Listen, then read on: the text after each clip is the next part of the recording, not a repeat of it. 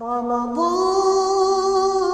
رمضان رمضان يا حبيب رمضان رمضان ليتك دوما قريب رمضان رمضان رمضان يا حبيب رمضان رمضان ليتك.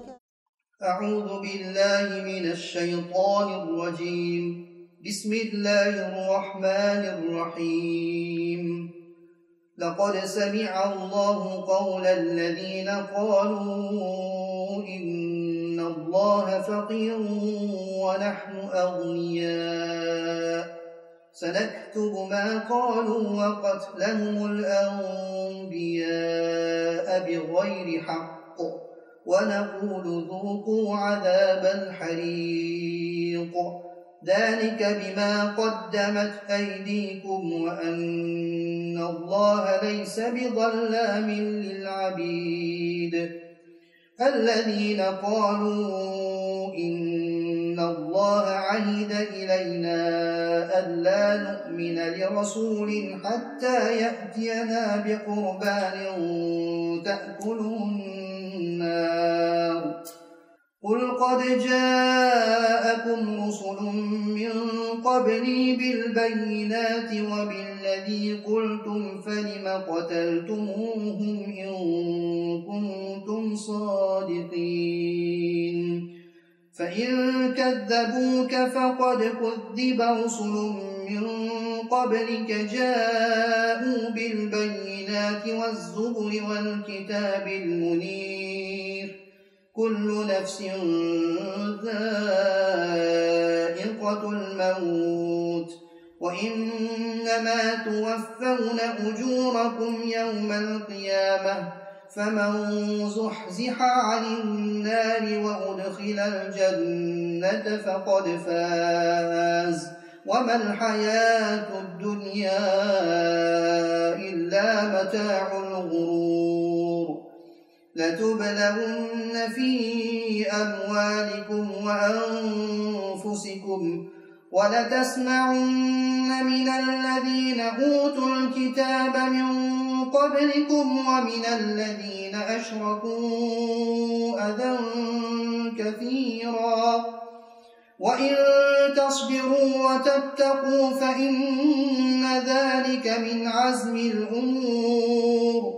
وإذ أخذ الله ميثاق الذين أوتوا الكتاب لتبيننه للناس ولا تكتمونه فنبذوه وراء ظهورهم واشتروا به ثمنا قليلا فبئس ما يشترون. لا تحسبن الذين يفرحون بما أتوا ويحبون أن يحمدوا بما لم يفعلوا فلا تحسبنهم بمفازة من العذاب ولهم عذاب أليم. ولله ملك السماوات والأرض والله على كل شيء قدير. إن في خلق السماوات والأرض واختلاف الليل والنهار لآيات لأولي الألباب الذين يذكرون الله قياما وقعودا وعلى جنوبهم ويتفكرون في خلق السماوات والأرض ربنا ما خلقت هذا باطلا سبحانك فقنا عذاب النار. ربنا إنك من تدخل النار فقد أخزيته وما للظالمين من أنصار. ربنا إننا سمعنا مناديا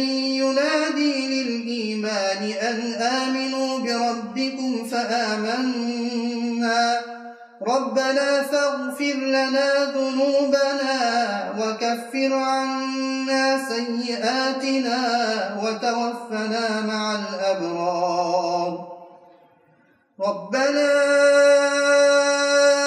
إننا سمعنا مناديا ينادي للإيمان أن آمنوا بربكم إننا سمعنا مناديا ينادي للإيمان أن آمنوا بربكم فآمنا. ربنا فاغفر لنا ذنوبنا وكفر عنا سيئاتنا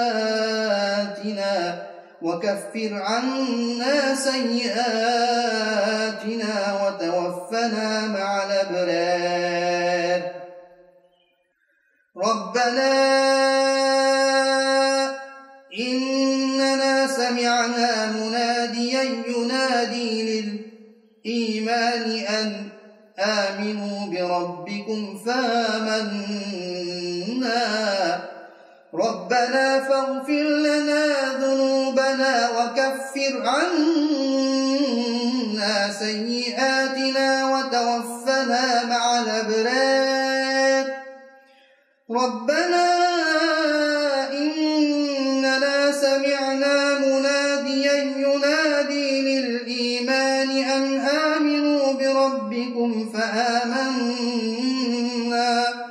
ربنا فاغفر لنا ذنوبنا وكفر عنا سيئاتنا وتوفنا مع الأبرار. ربنا وآتنا ما وعدتنا على رسلك ولا تخزنا يوم القيامة إنك لا تخلف الميعاد. صدق الله العظيم.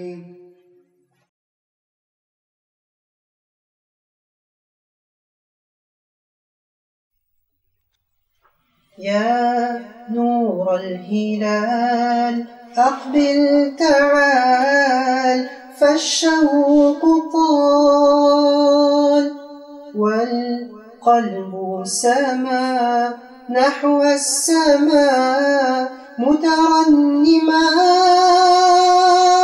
لا تنقضي أنت للروح دواء. رمضان رمضان رمضان يا حبيب. رمضان رمضان ليتك دوما قريب. فيك الحب زاد عم العباد يا خير زاد. رمضان يا شهر القرآن فيك أذوق حلاوة الإيمان. لا تنقضي أنت للروح دواء. رمضان رمضان رمضان يا حبيب. رمضان رمضان ليتك دوما قريب. ليتك دوما قريب. كما هوك يا شهر الصيام أنا لن أنساك فأنت في قلبي دائما. تمضي الأيام ودعائي كل عام ربي تقبلنا. يا ربي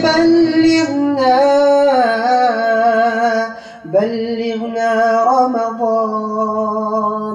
رمضان رمضان رمضان يا حبيب.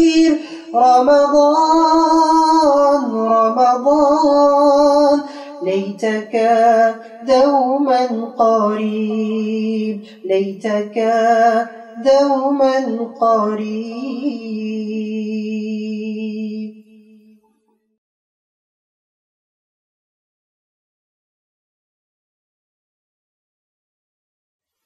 بسم الله الرحمن الرحيم. الحمد لله رب العالمين، والصلاة والسلام على سيد المرسلين سيدنا محمد خاتم النبيين وعلى آله وأصحابه أجمعين ومن تبعهم بإحسان ودعا بدعوتهم إلى يوم الدين. Chers frères et sœurs, nous vivons sur cette terre et nous savons, nous croyons et nous savons qu'après cette vie, il y aura une autre vie. L'objectif étant d'avoir les bonnes croyances, de développer, d'acquérir les bonnes croyances et d'adopter les bonnes actions et de se préserver des mauvaises pour, avec la faveur d'Allah et sa miséricorde, accéder au bonheur dans l'autre monde. Et dans ce monde alors, eh bien dans ce monde, il y a aussi du bonheur et il y a aussi du malheur. Dans l'autre monde, le bonheur sera réservé à celui qu'Allah aura comblé de ses bienfaits, de sa faveur, aura agréé les croyances et les actions.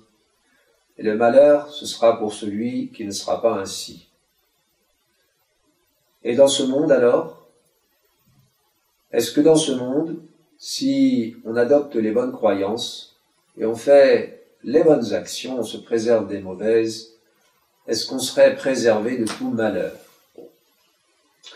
Si nous voulons découvrir qu'est-ce que le bonheur et qu'est-ce que le malheur de l'autre monde, il nous suffit d'ouvrir le Coran. Il nous suffit de prendre connaissance de ce qu'il y a dans la Sunna sur le sujet et de découvrir ce dont il s'agit. Dans ce monde alors, qu'en est-il des bonheurs, des malheurs? Eh bien, on trouve aussi allusion à cela dans certains versets du Coran, dans certains hadiths. En vous parlant ainsi, un verset me vient à l'esprit où Allah subhanahu wa ta'ala nous enseigne de dire, de lui demander Rabbana atina fid dunya hasana wa fil akhirati hasana wa qina adhaban nar. Ô notre pourvoyeur, accorde-nous dans ce monde un bien, hasana, un bonheur, une bonne chose, wa fil akhirati hasana, et dans la vie dernière, al-akhira hasana, pareil, une bonne chose, wa qina adhab an-nar, et préserve-nous du châtiment du feu. Le bonheur de ce monde, il peut être de divers domaines. En fait, il est de divers domaines. Il y a la réussite, eh bien déjà sur le plan de la santé. Vous avez des gens qui jouissent d'une excellente santé, eh bien c'est un bienfait dont ils jouissent dans ce monde et c'est un bonheur pour eux. Vous en avez d'autres qui ont une plus ou moins bonne santé et vous en avez d'autres encore qui sont presque toujours malades, soit d'une maladie chronique mais pas très grave, soit d'une maladie chronique, grave, voire incurable. Ça c'était sur le plan de la santé. Après vous avez sur le plan des biens que l'on peut posséder. Quelqu'un qui rate tout ce qu'il entreprend et qui est toujours sans le sou et il n'a vraiment pas de quoi subvenir à ses besoins, eh bien il est dans des difficultés. Al-musiba, difficulté. Vous avez encore le bonheur familial, des bonnes relations, une bonne entente globale entre les gens de la même famille, entre le couple déjà, les deux personnes du couple, entre parents et enfants, dans la fratrie, avec les parents, avec les beaux-parents, etc., etc. Et vous pouvez réfléchir encore à d'autres choses. Vous avez la sécurité, le fait de se sentir, de jouir réellement d'une sécurité dans la société. Et puis, le fait de se sentir en sécurité lorsque l'on sort de chez soi, on ne ressent pas le risque, on ne ressent pas le sentiment, pardon, de pouvoir être agressé à tout moment, eh bien c'est encore un bienfait. Vous avez le fait de ne pas être atteint d'une grande calamité qui détruirait eh bien, toute la société, toute la cité, c'est encore un bonheur, le contraire étant un malheur. Qu'est-ce que le Coran nous enseigne au sujet des bonheurs et des malheurs de l'autre monde? Nous en avons déjà parlé, très brièvement au début. Et qu'en est-il alors de ces musiba, difficultés, ce mot que nous avons vu tout à l'heure? Qu'en est-il des musiba qui touchent l'homme, parfois tout un groupe d'hommes, une cité, parfois même peut-être toute l'humanité, en cette terre? Est-ce qu'il s'agit d'une punition de la part d'Allah, ou est-ce que ça n'est pas systématiquement une punition? Qu'est-ce que le Coran nous enseigne sur le sujet? Pourquoi s'intéresser à cette question? Eh bien, parce que nous voulons savoir, lorsque quelques malheurs nous touchent, lorsque nous avons une difficulté, par exemple sur le plan financier, une difficulté dont on ne se sort pas et qui se répète sur un laps de temps, tout ce qu'on entreprend, on ne réussit pas. Est-ce que c'est là le signe que Dieu est mécontent de nous et qu'il nous fait tout rater? A contrario, si quelqu'un réussit tout ce qu'il entreprend, en français on dit que tout ce qu'il touche devient or, est-ce que c'est le signe qu'Allah subhanahu wa ta'ala l'aime? Parfois dans la communauté, on entend dire que si tu pratiques tout ce qu'il faut de façon correcte, il ne t'arrivera plus aucun malheur. Et justement, si un malheur te touche, c'est forcément que tu as fait quelque chose de travers. Tu as fait une action qu'Allah n'aime pas, ou bien tu as oublié Allah, ou bien tu as fait une salade dans laquelle tu n'étais pas concentré. Et Allah subhanahu wa ta'ala t'a puni de cette façon-là. Est-ce que c'est vrai? Alors ici, souvent, on entend ce verset être récité. A'udhu billahi minash shaitanir rajim. Wa ma asabakum min musibatin fabima kasabat aydikum wa ya'fu an kathir. Et ce qui vous atteint de difficultés, c'est à cause de ce que vos mains ont acquis. Et Dieu passe sur beaucoup. C'est un verset du Coran. À regarder le zahir, le libellé apparent de ce verset, on pourrait croire qu'effectivement, toute difficulté, puisque c'est dit « ma asabakum min musiba », et ce qui vous atteint de difficultés. Fabima kasabat aydikum, c'est à cause de ce que vos mains ont acquis. Et donc effectivement, ce serait ce qui ressort de ce verset. Alors, avant de traiter de cette question, on aimerait faire juste un petit rappel que tout malheur ou tout bonheur qui atteint un être humain ou un groupe d'êtres humains sur cette terre, ça se fait évidemment par la volonté de Dieu. Mais volonté, ça se dit irada en arabe. Et ceux qui ont étudié les sciences islamiques, ils savent que l'on distingue deux volontés de Dieu. La irada takwiniya, la volonté par laquelle Allah fait se réaliser tout ce qui se réalise.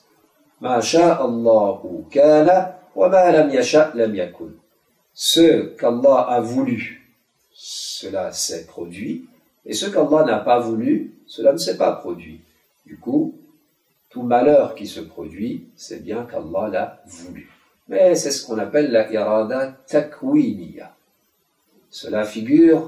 Allusion est faite à ce fait dans un autre verset où Allah subhanahu wa ta'ala dit Ma asaba min musibatin illa bi idnillah. C'est dans un autre verset. Une difficulté ne touche pas sans que ce soit avec la permission de Dieu. Alors je dis ça parce que je me souviens que une fois, lorsqu'il était arrivé un grand malheur qui avait touché beaucoup d'êtres humains et qui avait laissé plein de morts, de blessés, de sans-abri. Un musulman m'avait écrit pour me demander, eh bien, comment Dieu peut-il laisser des choses pareilles se produire? Eh bien, ce n'est pas tout à fait comme ça. C'est que si ça s'est produit, c'est qu'Allah l'a voulu. C'est la irada, ce n'est pas que quelque chose aurait échappé au contrôle de Dieu, ou bien que ça se serait fait tout seul, et Dieu a omis d'intervenir, non. Tout ma asaba min musibatin illa bi idnillah. Ça se fait par la permission takwini de Dieu. Permission, qu'est-ce que ça veut dire? Ça veut dire qu'Allah il l'a voulu. Maintenant, pourquoi il l'a voulu? Est-ce qu'il l'a voulu pour punir? Est-ce qu'il l'a voulu pour châtier? Est-ce qu'il l'a voulu pour faire souffrir? Ça, c'est une autre question, et c'est cette question-là que nous allons aborder aujourd'hui, Inch'Allah. Alors, pourquoi aborder cette question-là? Parce que on entend des personnes dire que chaque fois que quelque chose te touche, de malheur, eh bien, c'est que tu as fait une action de mal. Donc, tu dois te repentir. Et ils disent aussi, on entend que si un malheur t'a atteint, eh bien, c'est que tu dois te remettre en question. Je me souviens de quelqu'un qui avait perdu son fils dans des circonstances soudaines. C'était tout d'un coup, de façon inattendue, il est arrivé un problème qui a emporté son fils tout d'un coup. Et puis quelqu'un d'autre m'en parle et puis me dit, eh bien, la seule explication que moi je trouve, c'est que le père, il a été puni pour ce qu'il a fait. Alors je vais essayer de lui expliquer que ça ne se passe pas comme ça n'est pas systématique, c'est ce qu'on va voir. Et il m'a dit non, sinon Dieu n'aurait pas fait faire une chose pareille. Alors justement, c'est par rapport à ce genre de choses que l'on voudrait éclairer, on voudrait apporter un petit éclaircissement aujourd'hui. Vous avez d'autres personnes qui se sont mises cette idée dans le cœur que chaque fois que tu feras le bien, tu ne connaîtras que le bonheur. Ensuite, elles se mettent à faire beaucoup plus de bien que ce qu'elles faisaient auparavant, et à leur grande surprise, elles connaissent des difficultés qu'elles n'avaient jamais connues auparavant, et là, elles se demandent qu'est-ce qui ne va pas. Il y a certaines personnes qui finissent par douter du bien fondé de faire des bonnes actions et en quelque sorte de faire des sacrifices. Il faut bien faire un certain sacrifice pour délaisser ce qui est interdit, pour rester dans ce qui est bien, et pour ensuite faire les actions qui nous sont demandées, puisqu'elles demandent un certain investissement, et puis elles finissent par abandonner cela. Pourquoi? Parce qu'elles s'étaient mises dans la tête, dans le cœur, que chaque fois que tu feras le bien, il ne t'arrivera que du bonheur. Et chaque malheur, chaque difficulté qui te touche, c'est parce que tu as fait du mal. Ne voyant pas la correspondance entre ce qu'elles pensaient et ce qui leur est arrivé, elles ont fini par douter, voire pour certaines, abandonner au moins la pratique. Vous entendez enfin certaines personnes vous dire que Dieu n'est qu'amour. Et s'il n'est qu'amour, s'il n'est que bon, eh bien, il n'envoie pas de difficulté comme ça. Si c'est une difficulté, eh bien, c'est une absence de relation avec Dieu, qui n'est qu'amour, qui a donc entraîné cette difficulté sur toi. Eh bien, c'est la troisième raison pour laquelle nous allons parler de cela. Alors, Allah subhanahu wa ta'ala, effectivement, dans le Coran, si nous voulons savoir comment Allah subhanahu wa ta'ala, il agit, pourquoi il agit, eh bien, nous avons ici sa parole parmi nous. La connaissance de sa parole est parmi nous.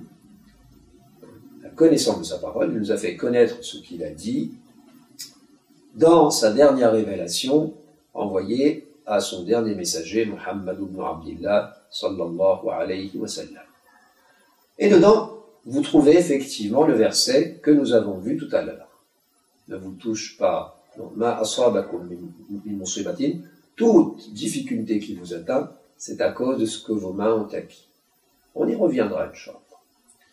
Vous trouvez également en quelque sorte comme étant le prolongement de cela, que Allah subhanahu wa ta'ala nous raconte qu'il a envoyé un châtiment de destruction sur certains groupes ou certaines personnes du passé. L'exemple le plus connu étant celui du pharaon de l'époque de Moussa, Moïse, alayhi salatu wassalam, que Dieu a fait périr dans la mer. Il y a encore bien d'autres exemples dans le Coran. Il y a un verset dans Surat al-Ankabut, Surat de l'araignée, où Allah subhanahu wa ta'ala nous dit فَكُلًّا أَخَذْنَا بِذَنْبِهِ. Tous, c'est-à-dire tous les groupes qu'il a évoqués là, nous les avons saisis à cause de leur dhanb, du mal qu'ils ont fait. فَمِنْهُمْ مَنْ أَرْسَلْنَا عَلَيْهِ حَاصِبًا. Il y en a sur qui nous avons envoyé un vent, c'est un vent violent. وَمِنْهُمْ مَنْ أَخَذَتْهُ الصَّيْحَةُ. Il y en a que le cri a saisi. وَمِنْهُمْ مَنْ خَسَفْنَا بِهِ الْأَرْضِ. Et il y en a que nous avons englouti dans la terre. Alors il s'agit ici d'une personne, Corée, Qaoun. وَمِنْهُمْ مَنْ خَسَفْنَا بِهِ الْأَرْضِ وَمِنْهُمْ مَنْ أَغْرَقْنَا. Il y en a que nous avons noyé. Il s'agit du pharaon de l'époque de Moussa et de son armée. وَمَا كَانَ اللَّهُ لِيَظْلِمَهُمْ. Allah n'en était pas à être injuste vis-à-vis d'eux. وَلَكِنْ كَانُوا أَنفُسَهُمْ يَظْلِمُونَ. Mais eux-mêmes ont été injustes envers eux. Vous avez ça, effectivement. Mais si vous regardez ici, l'objectif qu'Allah subhanahu wa ta'ala a eu, c'était iqabuhum wa ihlakuhum, les punir et les détruire. Certes. Mais vous ne trouvez pas que ça dans le Coran. Vous trouvez d'autres versets où Allah subhanahu wa ta'ala nous dit, tenez, on va revenir un petit peu à Pharaon et aux siens, à son groupe qui avait réfuté le message de Moïse et qui continuait à persécuter le peuple de Moïse, les fils d'Israël. Il dit qu'avant cela, il nous raconte qu'il leur avait envoyé ce qu'on appelle en français les plaies d'Égypte. Il y a eu différents plaies, différents malheurs, différentes grandes difficultés qui avaient atteint Pharaon et les siens. Et il dit وَمَا نُرِيهِمْ مِنْ آيَةٍ إِلَّا هِيَ أَكْبَرُ مِنْ أُخْتِهَا. Nous ne leur faisons pas voir un signe sans qu'il soit plus grand que le signe qui était avec lui. Et وَأَخَذْنَاهُمْ بِالْعَذَابِ لَعَلَّهُمْ يَرْجِعُونَ. Nous les avions attrapés par le châtiment, peut-être que afin qu'ils reviennent. Et ce afin qu'ils reviennent fait déjà la différence avec le cas que nous avions évoqué tout à l'heure où Allah punissait et détruisait. Ici, il punit certes. Il dit وَأَخَذْنَاهُمْ بِالْعَذَابِ.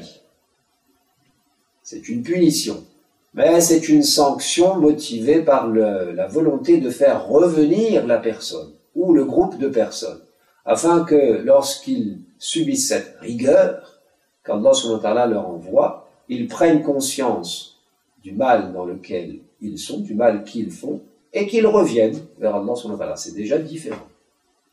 Alors ici, ce n'est plus iqabuhum wa ihlakuhum, c'est iqabuhum likay yarji'u min dhanbihim wa yunibu ila Allah ta'ala.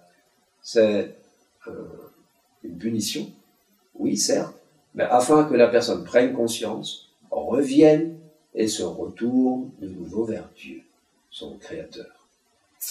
Vous avez ça dans d'autres versets encore. Allah subhanahu wa ta'ala nous dit وَلَنُذِيقَنَّهُمْ مِنَ الْعَذَابِ الْأَدْنَى دُونَ الْعَذَابِ الْأَكْبَرِ لَعَلَّهُمْ يَرْجِعُونَ.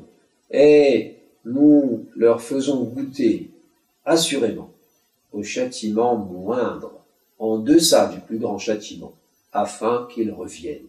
Alors d'après plusieurs commentateurs, le plus grand châtiment ici, c'est celui de la géhenne, et le châtiment moindre, Il y a des commentateurs qui disent que ce sont différentes difficultés qui touchent l'être humain dans ce monde.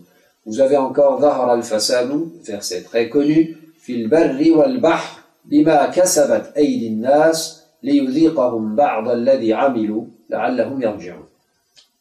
Alors, al-Fasad, de quoi il s'agit ici dans ce verset? Les avis des commentateurs sont différents, mais on va prendre l'un d'entre eux, à savoir que justement ce sont des genres de difficultés matérielles qui touchent sur la terre et sur la mer à cause de ce que les mains des gens ont acquis, afin de leur faire goûter, entre parenthèses, le résultat, la conséquence d'une partie, la conséquence est entre parenthèses, afin de leur faire goûter la conséquence d'une partie de ce qu'ils ont fait, peut-être vont-ils revenir.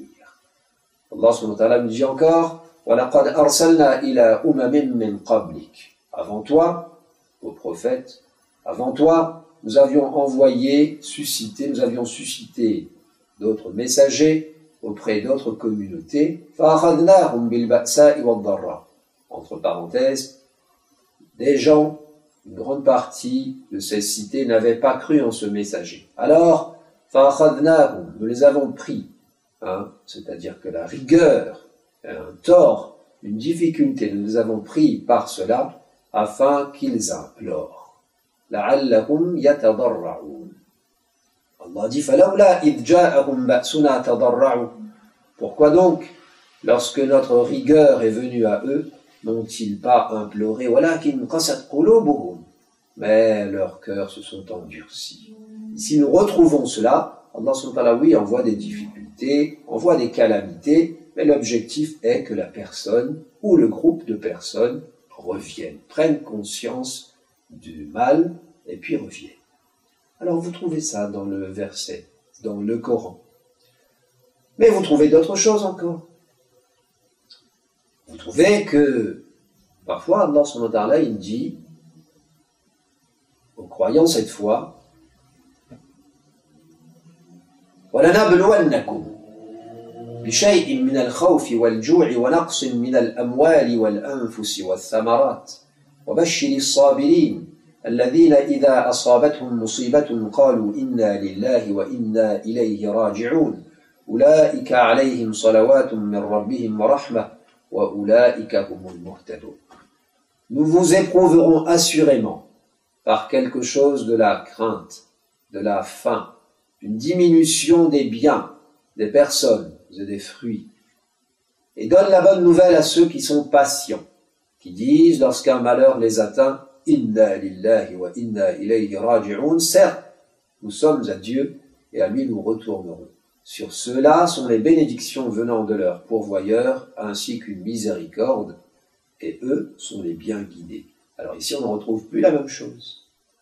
Ici, il n'est pas dit que c'est à cause de ce que leurs mains ont fait. C'est une épreuve. Effectivement, sur cette épreuve, Allah subhanahu wa ta'ala, il envoie des épreuves. Pourquoi? On va y revenir. Je parle de ces épreuves-là qui ne sont pas motivées par le fait que la personne a fait un grave péché particulier, ou bien qu'il y a un grave péché particulier qui a été fait collectivement, ou bien qu'il y avait une fausse croyance, ou bien qu'il y avait du shirk. Non, ici c'est al-balwa, l'épreuve. Et Allah subhanahu wa ta'ala dit وَبَشِّرِ الصَّابِرِينَ. Donne la bonne nouvelle à ceux qui font preuve de patience. Qui sont-ils? Ceux qui, lorsqu'une difficulté les atteint, disent à Dieu nous appartenons et à lui nous retournons. Ici, Allah subhanahu wa ta'ala, son objectif, c'est de mettre à l'épreuve la personne. De mettre à l'épreuve la personne, mettre à l'épreuve et en même temps lui fournir une occasion de faire preuve de patience, et cette patience allant conduire à l'effacement des petits péchés dont nul être humain n'est exempt. Les prophètes sont exempts des grands péchés, ils sont exempts d'être maintenus sur des petits péchés, c'est un des deux avis. L'autre avis, c'est que même les petits péchés, ils n'en font pas du tout. En tout cas, les êtres humains qui ne sont pas prophètes, ils font tous des petits péchés. Au moins des petits péchés, si ce n'est des grands. Et alors, les petits péchés sont effacés par le fait de pratiquer les actions qui sont voulues. Et ici, ils sont également effacés par le fait de faire preuve de patience sur les difficultés qui sont inhérentes à la vie sur terre. Et c'est là le point qu'il faut bien comprendre. La vie sur terre est telle, et elle est faite de telle façon qu'il y a du bien-être, il y a du bonheur, mais il y a aussi des difficultés. C'est comme ça la vie sur terre. Allah subhanahu wa ta'ala l'a créé comme ça. Alors parfois, pour les deux raisons que nous avions citées au début, un étant le fait de punir pour détruire, là c'est vraiment un dernier recours qu'Allah subhanahu wa ta'ala il fait ça, comme il nous l'a expliqué, il nous l'a montré. Et puis il y a le fait de punir pour faire revenir, c'est lorsque la personne fait du mal pour lui faire prendre conscience. Mais ici, en troisième position, ce que nous voyons, il ne s'agit pas de la même chose. Il s'agit du fait que c'est inhérent à la vie sur terre qu'il y ait des difficultés. Et là, vous pouvez de nouveau penser aux prophètes, alayhimus salatu wassalam. Eux-mêmes ont connu des difficultés d'ordre temporel. Et ce n'est pas qu'Allah subhanahu wa ta'ala a été mécontent contre eux. Au contraire, il a même dit Am hasibtum an tadkhulul jannata wa lamma ya'tikum mathalul ladhina khalaw min qablikum. Aviez-vous pensé, ou bien est-ce que vous aviez pensé que vous entreriez au paradis alors que ne vous est pas encore venu chose semblable à ce qui est venu aux gens qui sont passés avant vous? مَسَّتْهُمُ الْبَأْسَاءُ وَالضَّرَّاءُ وَزُلْزِلُوا. Le malheur, la difficulté les ont touchés et ils ont été secoués. حَتَّى يَقُولَ الرَّسُولُ وَالَّذِينَ آمَنُوا مَعَهُ مَتَى نَصْرُ اللَّهِ. Jusqu'à ce que le messager, ceux qui avaient cru avec lui, disent quand viendra l'aide de Dieu? Ala inna nasrallahi qarib. Écoutez bien, l'aide de Dieu est proche. C'est-à-dire qu'il y a des difficultés, c'est inhérent à la vie sur terre. Alors, oui, Allah subhanahu wa ta'ala, on vient de le voir tout à l'heure, il rétribue partiellement pour les bonnes croyances, bonnes actions, mauvaises actions. Il rétribue partiellement sur terre. Mais c'est justement partiellement. Dans le verset qu'on avait cité tout à l'heure, Allah subhanahu wa ta'ala dit bien une partie de ce qu'ils ont fait. C'est une partie. Et le grand érudit indien, Shah Waliullah, il l'a souligné. Regardez ce mot-là, c'est une partie. Par contre, dans l'au-delà, la rétribution sera complète. C'est ce à quoi fait allusion, écrit Shah Waliullah, l'autre verset, sanafruru lakum ayyuha thaqalan. Oh, vous les deux créatures qui êtes responsables, il s'agit des djinns et des humains, sanafruru lakum. Nous allons nous libérer pour vous. Ce n'est pas qu'Allah subhanahu wa ta'ala n'était pas libéré, c'est une façon de dire que maintenant nous allons prendre vos comptes complets. Ça se passera là-bas. Alors sur terre, il y a bien entendu une rétribution partielle. Ce qui dit partielle dit qu'il y a soit des bonnes actions pour lesquelles on n'aura pas de rétribution bonne sur cette terre. Il y a des mauvaises actions pour lesquelles il n'y aura pas de malheur sur cette terre. Et puis de l'autre côté, il y a des calamités qui vont toucher des gens, pas pour les punir, c'est pour les éprouver, pour effacer des petits péchés qu'ils ont fait, petits péchés dont nul n'est exempt. Et les prophètes eux-mêmes les ont connus. Sa'd radiyallahu anhu dit, j'ai demandé, Ya Rasulallah, au messager de Dieu, Ayyun nasi ashaddu bala'an, lesquels des hommes connaissent le plus d'épreuves, qala al-anbiya, les prophètes. Thumma al-amthal fal-amthal. Ensuite, le meilleur. Fayubtala ar-rajulu ala hasabi dini. L'homme est mis à l'épreuve selon son degré de dîne. فإن كان دينه صلبا اشتد بلاؤه وإن كان في دينه رقة ابتلي على حسب دينه. Si il est ferme, son dîne est ferme, alors l'épreuve qui le touche est forte. et si dans son dîn il y a une certaine riqqa, c'est-à-dire qu'il y a une certaine petite légèreté, eh bien il est mis à l'épreuve selon son dîn. فَمَا يَبْرَحُ الْبَلَاءُ بِالْعَبْدِ. L'épreuve ne cesse de toucher le serviteur حَتَّى يَتْرُكَهُ يَمْشِي عَلَى الْأَرْضِ مَا عَلَيْهِ خَطِيئَةٌ, jusqu'à ce qu'elle le laisse marcher sur la terre de telle sorte qu'il n'a plus de péché. Ce hadith a été rapporté par At-Tirmidhi. Et vous avez encore d'autres hadiths qui disent un peu la même chose. Alors si la personne n'a pas de péché, comme c'est le cas pour les prophètes, eh bien ce genre d'épreuve contribue, par le biais de la patience qu'ils vont faire dessus, ça contribue à les élever encore plus auprès d'Allah subhanahu wa ta'ala. Alors ceci nous montre que parfois les difficultés qui touchent des personnes, eh bien elles ne sont pas motivées par le fait de les punir. Certes, c'est parce qu'il y a des petits péchés pour les effacer, mais parfois c'est aussi pour les élever. Et c'est aussi dû au fait que sur terre, eh bien les choses fonctionnent comme cela. Vous avez par exemple, Allah subhanahu wa ta'ala, il a tout créé. Mais il a créé cette terre en étant un système où il y a des liens de cause et d'effet. Tout reste bien sûr sous son contrôle. On avait dit tout à l'heure que rien ne se passe sans qu'il l'ait voulu, sans que ce soit avec sa permission. Mais il a mis quand même un certain effet dans certaines choses, cet effet se faisant de façon naturelle, de façon basique, sur d'autres choses.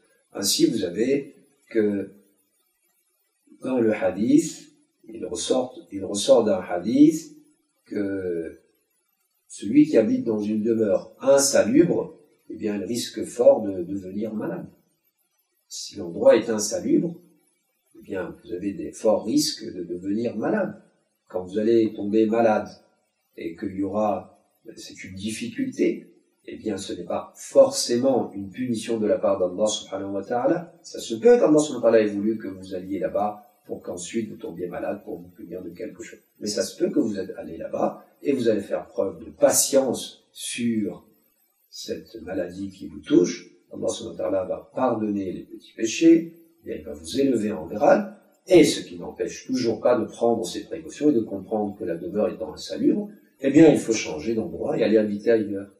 Regardez, lorsque le prophète sallallahu alayhi wa sallam avait reçu la première révélation, lorsqu'il était dans la grotte de Hira.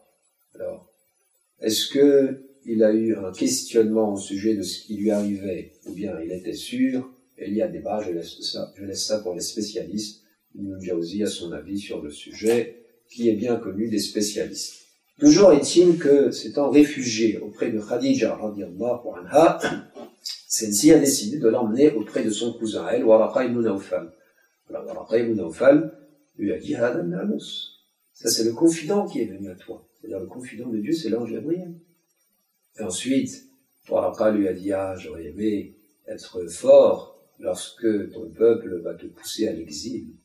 Mettez-vous à la place du prophète sallallahu alayhi wa sallam, il était connu comme l'homme amin, comme l'homme honnête, il était respecté, même s'il n'était pas très fortuné sur le plan financier, mais il était respecté par tout le monde. Il a dit, ils vont me pousser à l'exil. Et Waraqa lui a dit, Na'am, lam ya'ti rajulun qattu bimithli ma ji'ta bihi illa 'udiya. Oui. Jamais un homme n'a apporté ce que tu apportes là, c'est-à-dire cette révélation, ce message, la ilaha illallah, sans que des gens deviennent ses ennemis. Regardez. Ça fait partie de ce qui est prévisible. Allah subhanahu wa ta'ala a créé comme cela la société humaine. Alors Allah subhanahu wa ta'ala ensuite, il a accordé sa protection à Rasulullah sallallahu alayhi wa sallam. Bien sûr, il a dit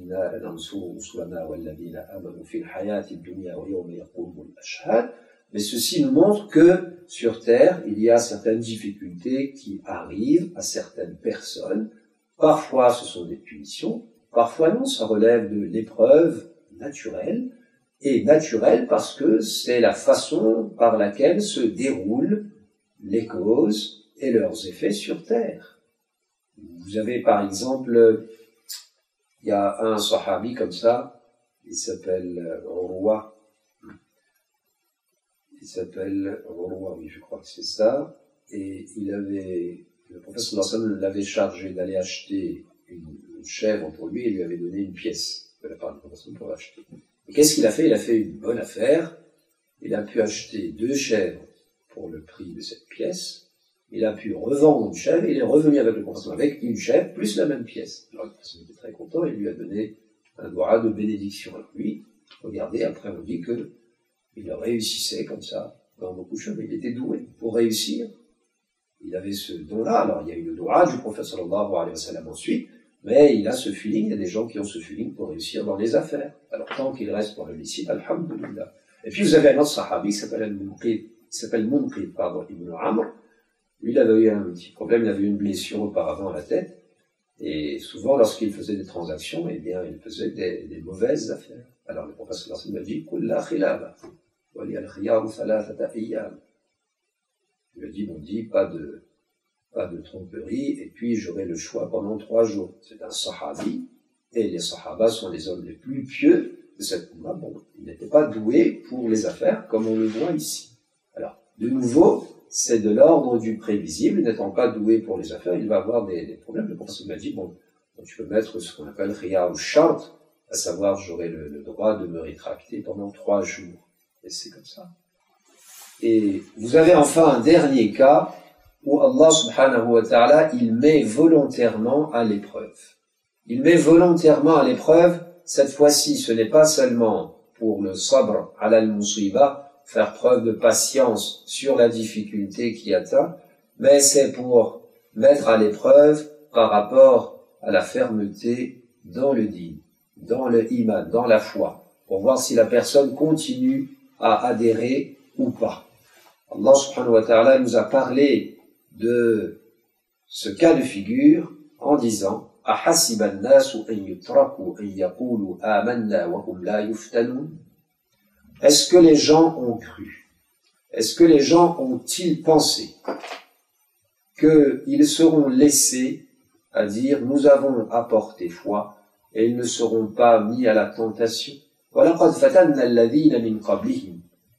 Nous avions mis à la tentation, dit Allah, ceux qui étaient avant eux. فَلَيَعْلَمَنَّ اللَّهُ الَّذِينَ صَدَقُوا وَلَيَعْلَمَنَّ الْكَاذِبِينَ. Aussi, assurément, Allah saura qui sont ceux qui étaient véridiques, c'est-à-dire lorsqu'ils disaient Amanna, nous avons cru en toi, et qui étaient les menteurs. Parce que parfois, nous on dit, et alhamdulillah, nous devons dire Amanna, mais c'est l'épreuve qui met comme ça. Alors la tentation ici, il peut s'agir d'une tentation par les choses qui nous tentent dans la vie de tous les jours. Il y a également certaines fitnas, certaines tentations qui sont présentes dans le Coran lui-même. Allah subhanahu wa ta'ala, il dit que وَمَا جَعَلْنَا الرُّؤْيَا الَّتِي أَرَيْنَاكَ إِلَّا فِتْنَةً لِلنَّاسِ وَالشَّجَرَةَ الْمَلْعُونَةَ فِي الْقُرْآنِ. Par exemple, il avait parlé du voyage céleste que le prophète sallallahu alayhi wa sallam a fait de ce qu'il a vu à cette occasion-là. Vous connaissez le voyage céleste à l'Isra ou al Mi'raj.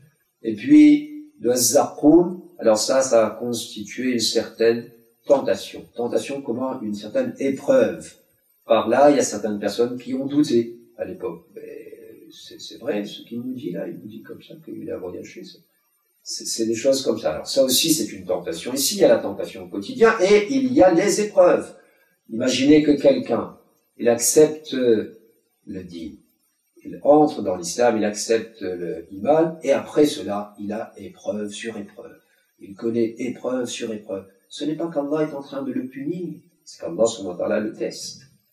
Alors il faudra qu'il fasse preuve de patience sur les difficultés, et qu'il fasse preuve de patience. Il y a as-sabru ala al-musiba, la patience sur la difficulté, il y a as-sabru ala ad-din, ala at-ta'a, qu'il reste ferme en disant que cette épreuve-là, Allah subhanahu wa ta'ala me teste.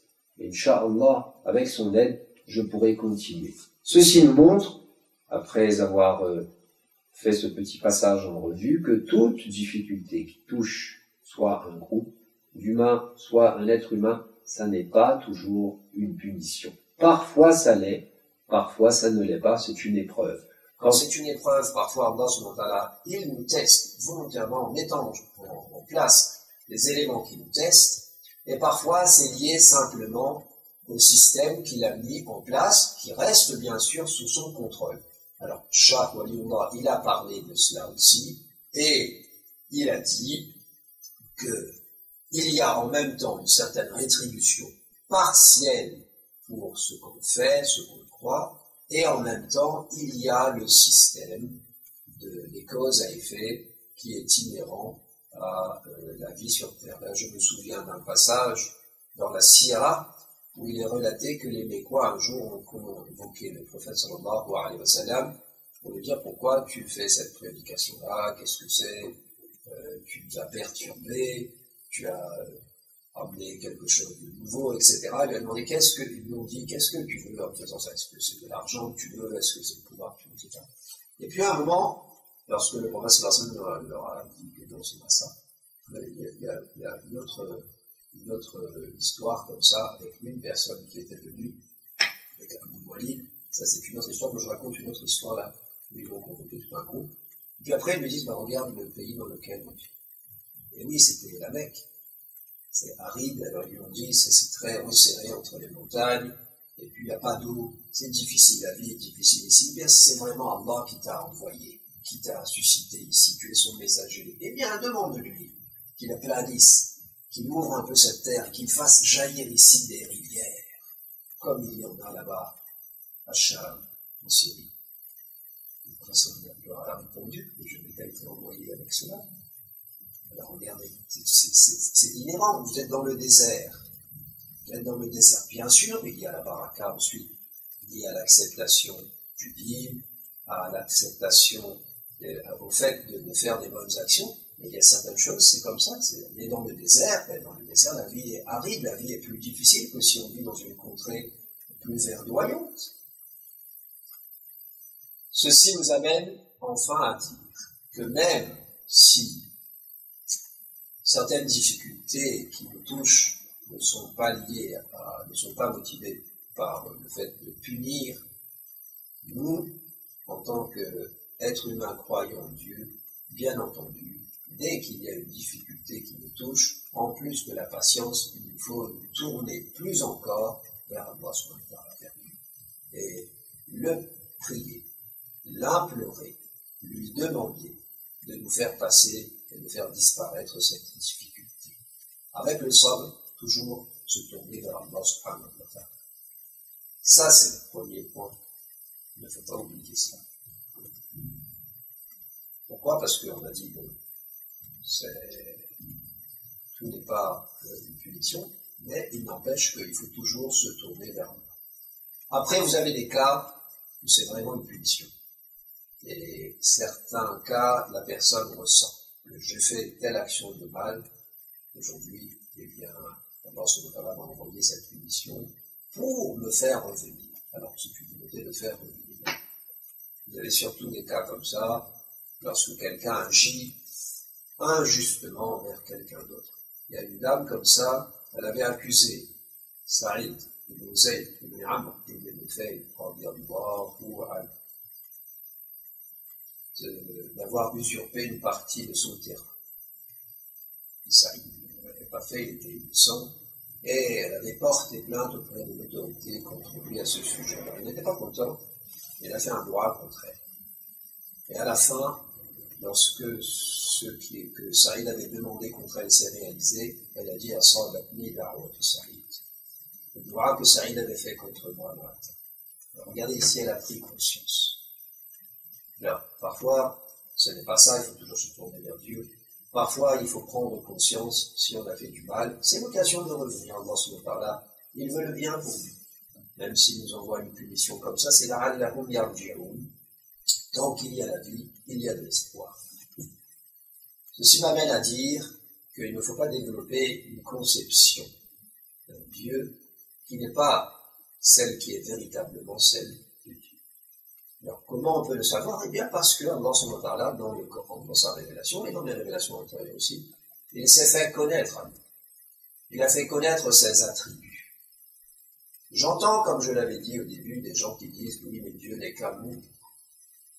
Cette idée est séduisante, mais Allah subhanahu wa ta'ala nous a pas dit ça, il nous a dit, wa huwa al-ghafour al-wadud. Il est le pardonnant. Al-Ghafour, le grand pardonneur. Al-Wadoud, celui qui aime l'aimant, celui qui aime beaucoup. Alors il y a deux traductions de Wadoud, celui qui est beaucoup aimé et celui qui aime beaucoup. Pourquoi Al-Ghafour, al-Wadoud?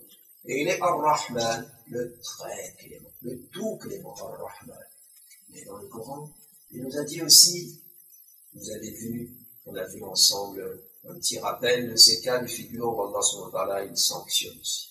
Et il nous a dit aussi qu'il est shadid al-iqab. Il punit aussi. Et quand il punit, il est shadid.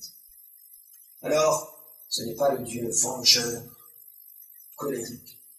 Ce n'est pas le Dieu qui n'est qu'aimant et qui n'est que douceur. Allah subhanahu wa ta'ala nous a fait connaître comment il est. Il est Ar-Rahman, le tout miséricordieux, mais il est aussi shadid al-iqab. C'est la sourate al-Hijr. C'est Nabbi, il nous dit Nabbi, enfin, il dit à Rasulullah sallallahu alayhi wa sallam, pour nous faire entendre, Nabbi ibadi anni ana al-Ghafour rahim, wa anna adabi huwa al-adabul alim. Informe mes serviteurs, que je suis, anni, Nabbi ibadi anni ana al-Ghafour rahim, que je suis, moi, le très pardonnant et le miséricordieux. وَأَنَّ عَذَابِي هُوَ الْعَذَابُ الْأَلِيمُ, et que mon châtiment est le châtiment douloureux. Et Rasulullah sallallahu alayhi wa sallam nous a enseigné qu'Allah subhanahu wa ta'ala, il a écrit auprès de lui, Inna rahmati ghalabat ghadabi, ma miséricorde domine ma colère. Dans notre version, Inna rahmati sabaqat ghadabi, elle a dépassé ma colère, elle dépasse ma colère. Et si vous regardez bien, effectivement, dans le Coran, il y a Ar-Rahman, le tout miséricordieux. Et il y a Ghadiballahu alayhim. Allah s'est mis en colère contre un groupe dont il parle. Allah s'est mis en colère contre eux. Mais il n'y a pas parmi ces Asma' Sifat Al-Ghadban. Il y a Ar-Rahman, le tout miséricordieux. Il n'y a pas Al-Ghadban, le grand colérique. Il n'y a pas. Oui, dans le hadith, vous avez au sujet de quelqu'un qui aura fait tel grand péché, il y a laqiya Allah yawm al-qiyamati wa huwa alayhi ghadban. Il sera en colère contre lui, mais c'est précisé contre lui. Il n'y a pas parmi ces noms al-asma' ou sifat. Il n'y a pas al-ghadban. Par contre, il y a ar-rahman. Alors c'est le Dieu de miséricorde, bien sûr, le tout miséricordieux, mais qui aussi, parfois, il châtie, parfois, il punit. Et il se met en colère. Il se met également en colère. Il y a parmi ces sifat fi'liya, c'est pour ça que quand nous avons une conception comme ça, il nous la faut la recadrer par rapport à ce que le Coran nous dit, par rapport à ce que la Sunna nous dit. Alors peut-être que nous avons appris, ou bien entendu, ou bien considéré les choses de façon moins nuancée, ou bien totalement différente de ce que nous venons de voir au travers du Coran et des hadiths. Cela ne fait rien. Il ne faut pas hésiter à nuancer ce qu'on pensait, à rectifier et à compléter. C'est comme cela que l'on progresse. On avait appris certaines choses, on en découvre d'autres à travers le Coran et les hadiths. Reste un verset, celui qu'on avait cité au tout début. Ma asabakum min musiba فَبِمَا كَسَبَتْ أَيْدِيكُمْ وَيَعْفُو عَنْ كَثِيرٍ. Ne vous touche une difficulté, et ce qui vous atteint de difficulté, c'est à cause de ce que vos mains ont acquis. وَيَعْفُو عَنْ كَثِيرٍ. Si vous regardez l'apparent de ce verset, il semble bien que toute difficulté, c'est à cause de péché qu'on a fait. Mais un célèbre commentateur du nom de Al-Baydawi, il dit ce verset est spécifique à ceux qui ont commis la faute. On avait parlé de ça au début, vous avez vu Pharaon par exemple, et encore d'autres cas. Vous avez également ce qu'on avait mentionné en deuxième partie, à savoir qu'il y a des punitions qui sont motivées par le fait de faire revenir la personne. Et c'est quand même à cause de ce qu'elle a acquis. Al-Baydawi dit, ce que ce verset mentionne là, c'est particulier à eux.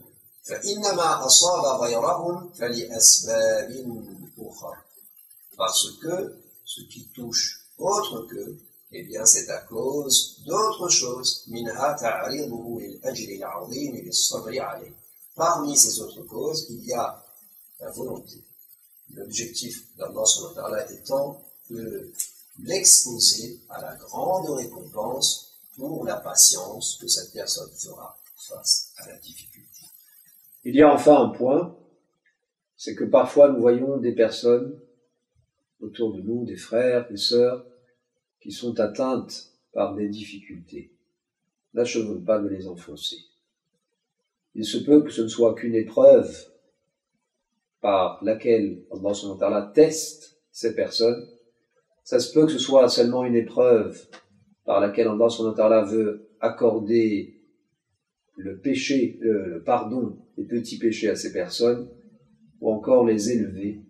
Et il se peut aussi que ce soit quelque chose par laquelle Allah subhanahu wa ta'ala punit cette personne, mais comme on l'avait vu tout à l'heure, c'est pour que cette personne revienne. لَعَلَّهُمْ يَرْجِعُونَ.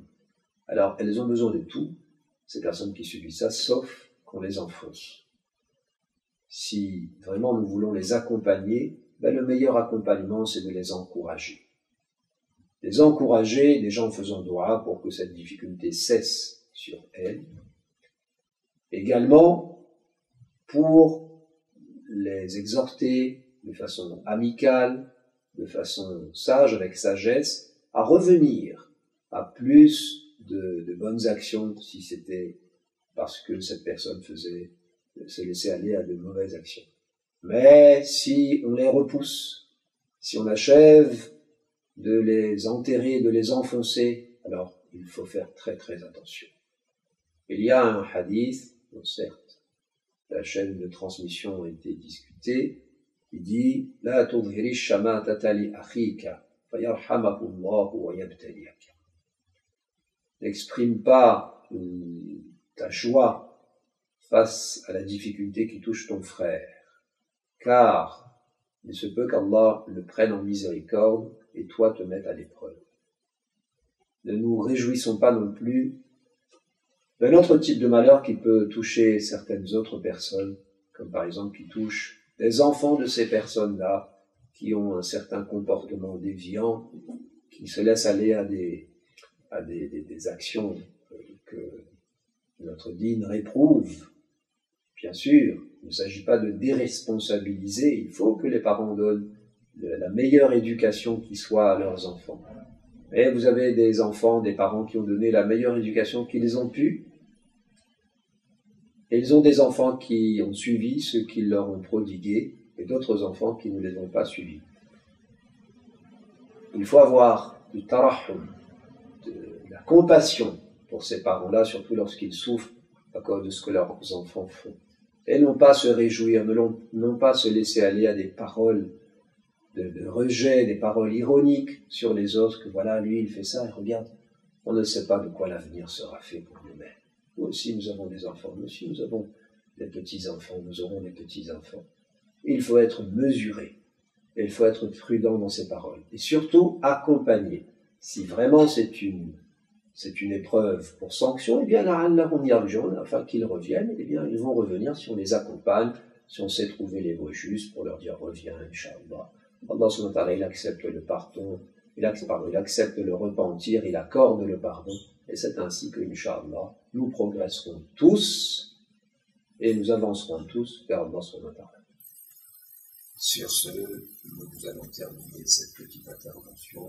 Nous vous remercions pour votre attention, et nous faisons droit pour toujours qu'Allah subhanahu wa ta'ala nous accorde du bien dans cette vie, du bien dans notre monde, dans la vie dernière, et qui nous préserve de tout châtiment.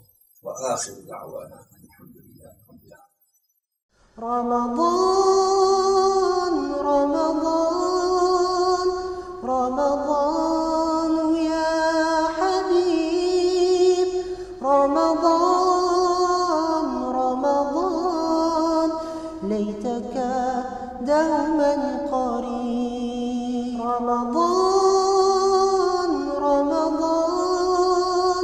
رمضان يا حبيب رمضان